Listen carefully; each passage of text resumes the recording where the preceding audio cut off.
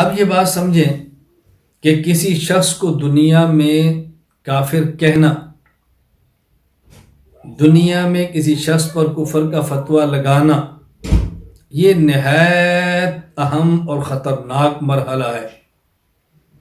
اس لیے کہ حدیث پاک میں رسول اکرم صلی اللہ علیہ وسلم کا ارشاد موجود ہے، لا یرمی رجل رجلا بالکفر او الفسوق الا ارتد علیہ ان لم یکن صاحبہ کذالک۔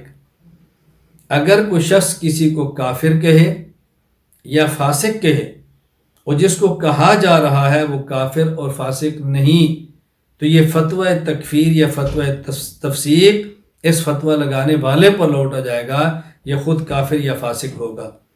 اگرچہ اس حدیث مبارک کے معانی علماء کرام نے اور بھی بیان فرمائے ہیں، لیکن میں صرف یہ بتا رہا ہوں کہ اہم مسئلہ بہت ہے۔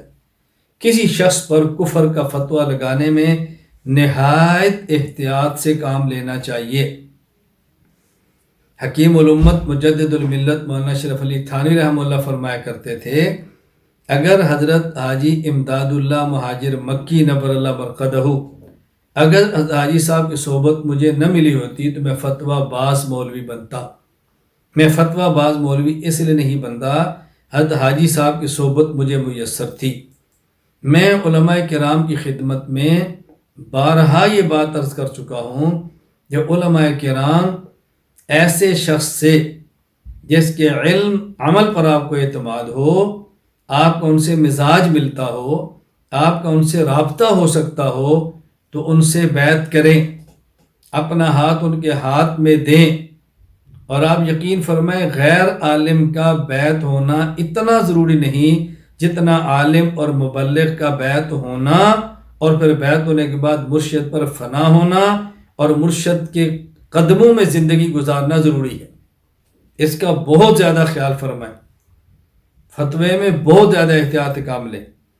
قاضی ابو الفضل ایاز بن موسیٰ بن ایاز مالکی رحمہ اللہ تعالی، وفات 544 ہجری، وہ نقل فرماتے ہیں، لأن ادخال کافر فی الملت و اخراج مسلم عنہا عظیم فی الدین، الشفاء بتعریف حقوق المصطفیٰ، فصل فی تحقیق القول فی اکفار المتأولین۔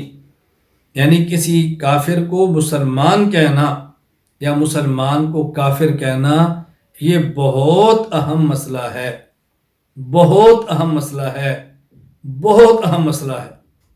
میں کس درد کے ساتھ یہ بات عرض کروں کہ فتویٰ تکفیر، فتویٰ تضلیل، فتویٰ تفسیق میں بہت زیادہ احتیاط کی ضرورت ہے۔